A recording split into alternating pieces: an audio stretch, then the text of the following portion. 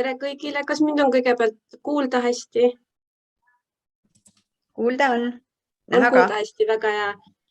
Ma vaatan nüüd, kas mu 2 sõpra on ka siin. Avet ma näen. Mind on kuulda. Ja on küll.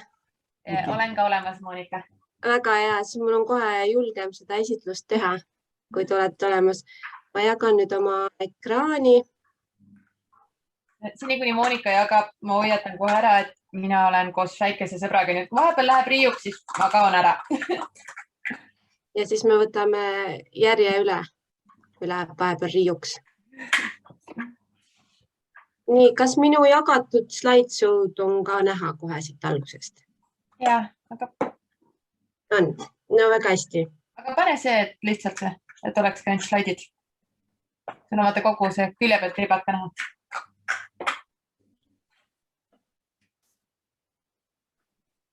Nii et tere, mina olen siis Monika ja mina olen Pariisi koolis juba kaasategev siis alates aastast 2017 ja mul on väga hea meel selle võimaluse üle, et ma sain kooliga liituda. Alguses siis ma olin õpetaja, sain endale kohe kõige pisemate rühma ja nüüd siis alates sellest aastast olen ma ka koolijuhataja, et ma võtsin julguse kokku ja võtsin Avelt ameti üle.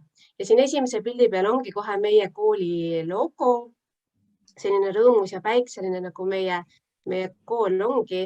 Ja kõrval on siis sellel kevadel, üks oli juba suvel, kui me käisime loomaaias ja pärast jagasime tunnistusi, et siin on peaaegu kõik koolilapsed meil kenasti peal. Kuna nagu ma ütlesin, siis mina võtsin selle juhatamise alles nüüd üle, et ma alles teen nagu vaikselt sellega nii-öelda tutvust, et siis Ave on kooli juhatanud juba 6 aastat. Et Ave tuli see ajaloo slaid, jah? Jah, tuli. Ja, et siis ma annakski sulle sõna üle, et sina tead sellest palju paremini rääkida kui mina.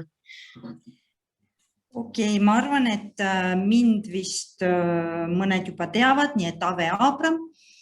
Ma juhatasin Pariisi Eesti kooli vist aastast 2012-13 kuni siis nüüd hiljuti.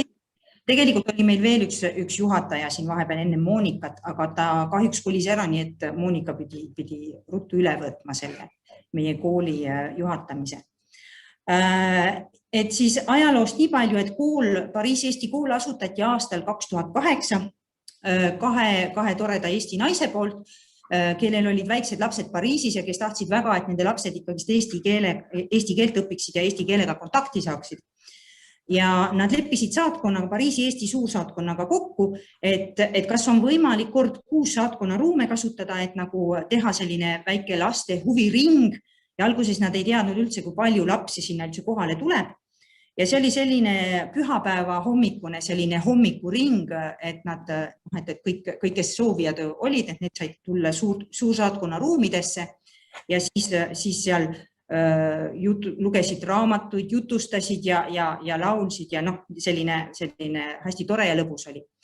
Aga üsna ruttu sai selgeks, et tegelikult neid lapsi oli üsna palju, et tegelikult see, mis meeldib 3-aastasele, ei ole nagu 10-aastasele enam väga huvitav ja tekkis vajadus teha nagu mitu gruppi ja siis tekkis ka vajadus saada mitu õpetajat ja nii see kool on nagu arenenudki alates aastast siis 2008. Minul on seda hea meelde jätta, sest see on minu lapse sünniaastaga samal ajal, nii et sellega ma ei eksi mitte kunagi.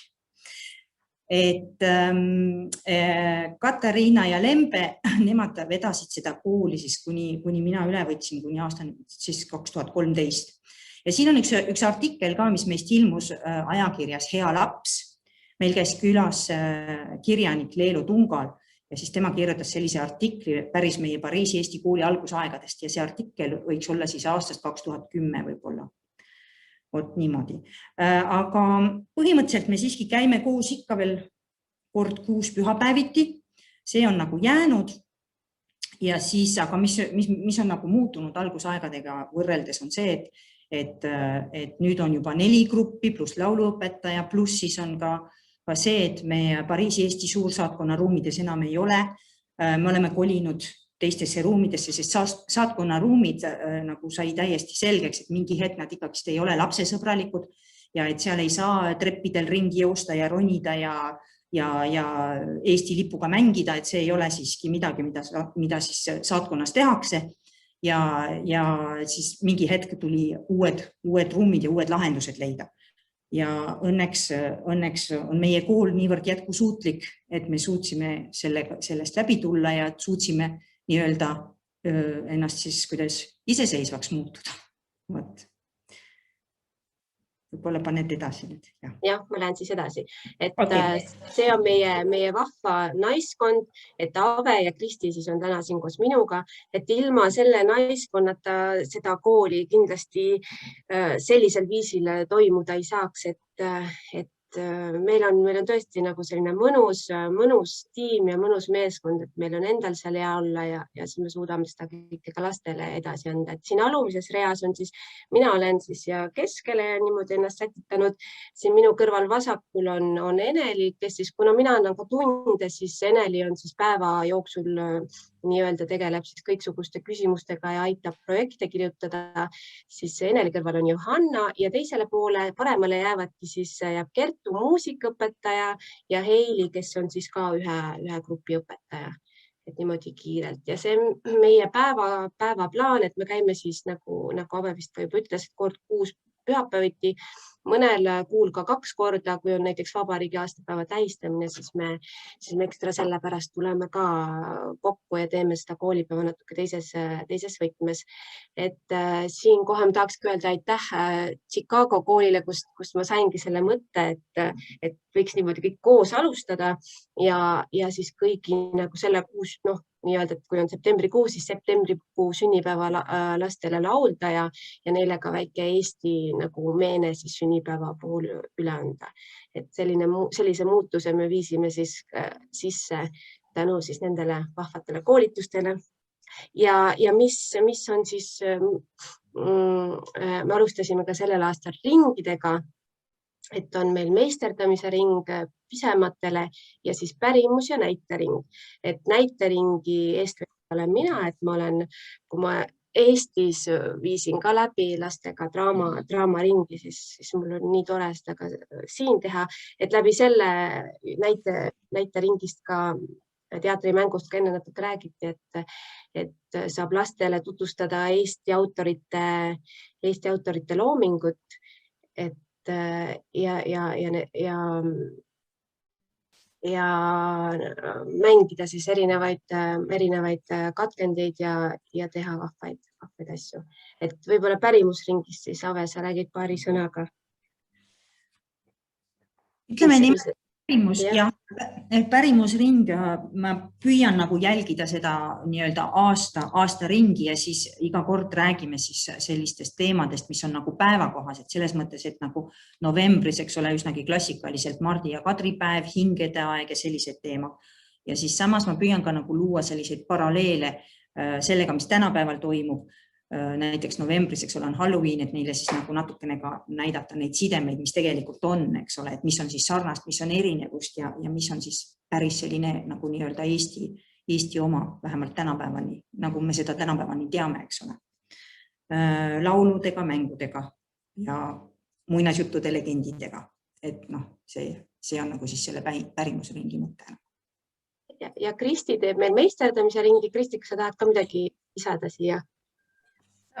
Mis ma võin lisada on see, et meisterdamise ringis me siis tavaliselt valime ka ikkagi meisterdamise vastavalt tunni teemale, mis me oleme siis ennem hommikul õppinud või teinud, et siis ikkagi veel laiendada ja siduda ja meelde jätta seda sõnavara.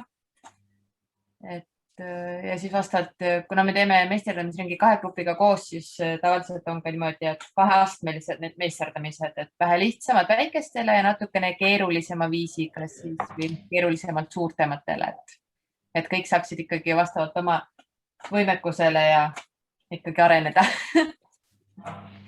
Nii palju siit päevaplaanist ja muidugi ka lõunapaus on väga oluline osa päevaplaanis, et kus siis lapsed ja ka õpetajad ja ka lapsevanemad saavad siis omavahel asju arutada ja selles üldse prantsuse kultuuris on see hästi oluline, et ei ole niimoodi, et ruttu sööme võileiva ära, vaid see ongi selline mõnus hetk koos olemiseks, et see on päevakavas ka üks oluline osa. Nüüd siis võib-olla siis ongi, et meie grupid, et kõige pisemad grupid on 2 kuni 3-aastased. Mul on üks viga siin. Et Kristi, võib-olla sa ütled paari sõnaga, kuidas sa nii pisikestele eesti keelt õpetad? No ikka läbi mängu. et päris pisikestega, et me vaatame hästi palju raamatuid, et oleneb muidugi ka teemast läbi raamatute, läbi mängude, läbi erinevate tegevuste, kui võimalik, siis ka käega katsuda saavad. Et kui ma oktoobris tutvustasin neile puu- ja köögivilju, siis meil võtsingi reaalselt, ostsin turult hommikul värsked köögiviljad kaasa ja nad said nendega nii-öelda mängida, neid katsuda, uudistada, nuusutada, et ikkagi niisuguse läbi aktiivse tegevuse, et neil oleks lõbus ja tähelepanu püsiks. Jah, panin juba edasi, et siin on õpetaja Heili grupp ja nii tore, et me instituudi abiga oleme nüüd saanud ka 2 aastal aabitsad, et see teeb kuidagi lapsed nii uhkeks, et nad on neil on see oma aabitse, see oma töövihik ja nagu näha on, et siin ka laua peal, et selle üle me oleme ka väga tänulikud. Siis siin on näha. Korra segan sind, Monika? Ja, kas ma ütlesin midagi? Ma tahtsin lisada, sest õpetaja Heili ütles mulle, et kui ta algul mõtles, et aabitsad tema lastele, nad on nii väiksed, et ei tea, kas tasub ära. Aga lapsed, see oli lastele nii suur rõõm ja nii uhked oma aabitsate üle, tõesti. See nagu tõesti, lapsed kasvasid kohe hetkega suuremaks. Nad naudivad lausa nende aabitsate täitmist või õppimist aabitsatega. Siin on siis minu grupp, nii toredasti siin teevad tööd ümber laua, aga muidu meil on ka ikkagi hästi läbi mängude see õppimine, et sellist laua taga istumist on üldiselt vähe, aga kui me seal istume, siis ma kombineeringi eelmisel aastal olid meil ka aabitsad, nii et me kasutasime aabitsaid, aga sellel aastal siis kombineerin erinevatest materjalidest, nagu ma arvan, te kõik teete oma tunni kokku, et kasutan Jänku ja Jussi loodusviikut, taskutarka, mis iganes seoses siis tunni teemaga. Võtan aluseks ka natuke ikkagi riiklikku õppekava, võtan sealt teemasid, mõtteid, aga et üldiselt on tund selline mänguline. Ja mida Ave oma tundides teeb, vist mängib ainult õhupallidega, mulle tundub. Enam-vähem nii, jah. Ühesõnaga, minul on nagu see põhimõte, et kuna minu grupis on sellised nagu kõige suuremad lapsed, meie oleme nagu kõige suuremate laste grupp praegu Pariisi Eesti koolis, 8-aastased ja vanemad ja tegelikult minu grupis on üsna sellised energilised ja üsna siukesed poistest koosnev sellised, kellel on palju vaja nagu ringi joosta ja ringi tegeleda, niimoodi tegutseda. Et siis tavaliselt ma püüan nagu just, kui ma vaatan, et nad hakkavad ära väsima, siis ma alati püüan igas päevas leida mingisuguse sellise nii-öelda auru välja laskmise mängu ja siis see pildi peale ongi jäänud see, kus ma neile jagasin võimalikult palju õhupalle ja siis mäng seisnes selles, et neid ei tohi nagu lasta põrandale kukkuda ja siis see lasi neil nagu auru välja ja siis saime jälle õppetööga edasi minna. Et selline. Tavaliselt ma vaatan seda laste järgi, kuidas nad reageerivad ja kui ma vaatan, et hakkavad väga kössi vajuma, siis ma tavaliselt teen sellise mõne 5-10 minutit sukest energilist asja nendega. Aga muidu õppematerjalidena, minul eelmisel aastal ma hakkasin kasutama salakeele töövihikut, siis me pidime kolima netikeskkonda ja tegime ainult digitunde, nii et siis ma ei saanud seda väga kasutada ja ma tahtsin sel aastal uuesti selle salakeele töövihiku, mis tuleb vist New Yorgist, eks ole, uuesti nagu nii-öelda ette võtta nende lastega ja ma sain aru, et lapsed on selle aastaga lihtsalt sellest välja kasvanud. Nii et nüüd ongi, ma teen nagu Moonikagi, et lihtsalt vaatan internetist, eks ole, ju otsin erinevat materjali kokku, miksikesest ja nii edasi üldse kõik need olenevalt teemast lihtsalt otsin eestikeelset materjali ja siis panengi omal lihtsalt töölehed niimoodi kokku. Sest et Pariisi Eesti koolis me teeme ka tõesti kirjalikku tööd ja õpime tähti, õpime kirjutama, õpime lugema. Nii et eesmärk on see, et kui laps läheb sealt koolist nagu kasvab välja nii-öelda, et siis ta ikkagi oskab eesti keeles lugeda, vähemalt kokku veerida. mis on näiteks, ma ei tea, poesildid, eks ole, ja et ta ikkagist oskab ka natukene kirjutada ja ennast väljendada. See on siis nagu selline meie siukene oma kiiks, et me tahaksime ikkagist, et nad kirjutaksid ka ja loeksid.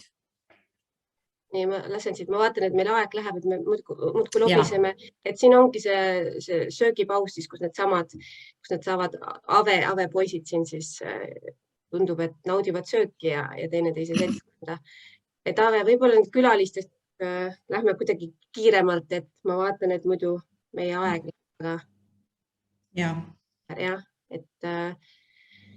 et külalised, kes meil erinevatel aastatel on siis külas käinud, et siin on Lotte ja doktor Ave, kes käisid külas jõulupeol. Võib-olla Ave, sa ütled siin. No ega siin jah, et see oli aastal, meil on käinud eriti siis, kui me veel olime saatkonnas, siis käis kuidagi hästi palju kirjanikke, Eesti laste kirjanikke. Nii et meil on käinud külas siis Piret Raud, nagu on näha, Anti Saar, Kivirähk käis meil külas, üsna palju selliseid kirjanikke tegelikult. Ja siin on näha, et on külas Mari-Liis ja Mairis Luksemburgi koolist ja Klaus. Kes on siis Lottemaa tegelane. Ja nagu enne me vaatasime, et oli seal see päevakava, eks, aga siis ka mitte päris iga kuu, aga tihti käib nende koolipäevadega kaasas mingisugune sündmus, üritus, et nagu näha, et siin on need uhked aabitsate omanikud ja sööme ka esimese koolipäeva puhul kringlit. Siis novembris peame meeles Eesti rahva traditsioone, meisterdame maske, laulame, suuremad rühmad tulevad lastele, siis väiksematele tegema Mardi kadrisante, et novembri koolipäevaga käib kaasas see ettevõtmine. Muidugi, mis on meie kooli jaoks väga-väga oluline, on jõulupidu, mis toimub saatkonnas, sest selleks me hakkame valmistuma juba kohe põhimõtteliselt esimesest koolipäevast, ja sellesse on kaasatud kogu koolipere, meil ongi koolipere, et ka lapsevanemad, kellele muusikaõpetaja saadab siis videod, laulusõnad, mida hakatakse siis kohe õppima, et sellel jõulupeol oleks ka natukene mida näidata, et tavaliselt siis käib sellega, siin on näha meie õpetaja Kertu, sellega käib siis kaasas siis mõni ilus Eesti jõululaul, näidend, olenevalt siis aastast, et siin on näha ka, et need päkapikud on siin päris õnnelikud. Et siin on 2019 aasta jõulupidu, kus siis ka lapsed teevad näidendit ja et lastel oleks siis seal pärast seda esinemist selline mõnus jõuluolemine, viimastel aastatel on käinud ka külalised ja tulevad ka sellel aastal, tulevad meile külla naksitrallid jõulupeole. No, ma vabandan. Nii, ja et sellel aastal ootame siis jõulupeole naksitralle. Ja vabariigi aastapäeva tähistamise me teeme tavaliselt eraldi ja selleks siis me teeme näiteks kus me teeme Eesti mängu, kuhu on ka kaasatud samuti lapsevanemad, et kus on siis Eesti teemalised küsimused, aga sellises ka lõbusas võtmes, et lapsed saavad koos oma vanematega siis grupis küsimustele vastata. Ja siin kõrval on näha, siis kuna me Pariisis siin väga kelgutama minna ei saa, et see oleks küll väga tore, aga pole sellist võimalust veel olnud, siis ühel aastal, 2019 aastal tegime siis, lapsed panid vahukoort kuklitele ja see neile väga-väga meeldis. Pärast kohe maitses ka paremini kuklid.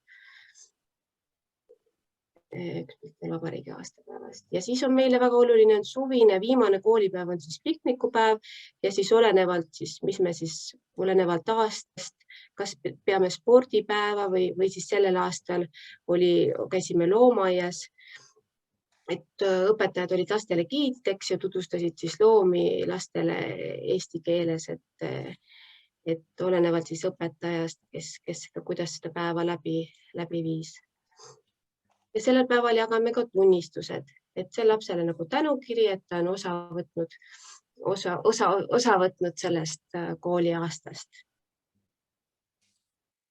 Ja aitäh teile kuulamast, et siin viimasel pildil on veel näha, et meile meeldib ka väga sünnipäeva lapsi õhku tõsta ja lastele see ka väga meeldib, sest siin Prantsusmaal seda ei tehta, et siis Eesti koolis me ikkagi üritame neid õhku tõsta ja see neile väga meeldib. Et aitäh, Ave ja Kristi, koos minuga seda esitlust läbi viimast ja aitäh kuulamast, et kui on meile küsimusi, siis vastame ka hea meelega.